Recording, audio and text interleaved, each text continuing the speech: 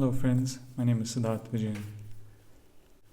I'd like to present a couple of facts and delve into a concept that we both are here to discuss. In 2015 alone, there were about 133,000 people of our fellow Indians who actually took their lives. Yes, I mean suicide. Now that's but a small percentage of the people who've actually taken action on a thought. The rest of us tend to settle. Now, why do you think that's the case? Why do we settle for something that we know is not the right thing to do? Now, there could be many reasons to it. Some of them are things that I would like to discuss. It is because of our limiting beliefs, our thought processes, our belief systems that actually make us submit and agree that this is all their life is to offer for us. Now, I, as a person who has lost 4 jobs in the last 5 years, and when I say lost, I really mean to say that people have actually asked me to leave the organization based on sometimes my performance, and that's lacked purely because of the fact that I wasn't committed to the greater cause of the organization.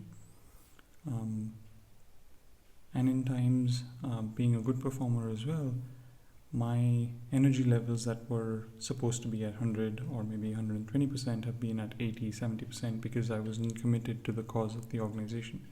Now, I know I speak for myself. It's because I wasn't committed to working at a different organization because I was always thinking about I need to do something for myself. Part of the reason why I was asked to leave the organization, besides the fact that I wasn't fully committed and wasn't working towards the organization's goals, was because I had that internal battle, and that's because I wasn't sure what my life's purpose was. And that, my friends, is the topic that I'd like to discuss on this channel. And if you resonate with me, if this question is something that you have as well, as to what is my life's true purpose, then I'd like you to like this group or become part of this group, and we could have engaging conversations around this particular topic. That is what the Purposeful Living Network is going to be about. I'm going to be inviting a lot of people to speak on this topic. Some could be some people that you actually recognize, some of them could be new, but I'd encourage you to be part of this community, discuss, ask questions, get yourself involved in this conversation, because I think it's super essential for us to find our life's purpose, without which we would live a life that we settle for and later on regret to say that we settled for it. I don't want any one of us who's part of this community to end up in a stage where we say, I settled for it because of XYZ. There are millions of reasons why you should go for what you dream, what your dream is, what your gut feel or your gut tells you that this is your purpose. We tend to settle because of so many different reasons, which at the end might not even matter. So if you are willing to consider, to find out, to discover, to master, to excel at the purpose that this life has for you, then I'd encourage you to be part of this community, this group called the Purposeful Living Network, and be part of this movement. Consider the courses that I'd be offering on the particular platform, and give me feedback. I'd like to help. The mission of this particular network is to help at least 100,000 people in its first year to at least discover their life's purpose, true purpose of their lives, and if possible, get them to master it, get them to excel at it while I learn my journey as well.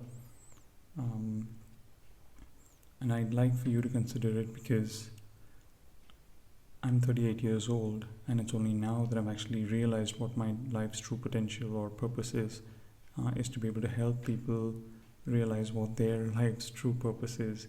And nothing would give me more satisfaction than helping people realize that for themselves.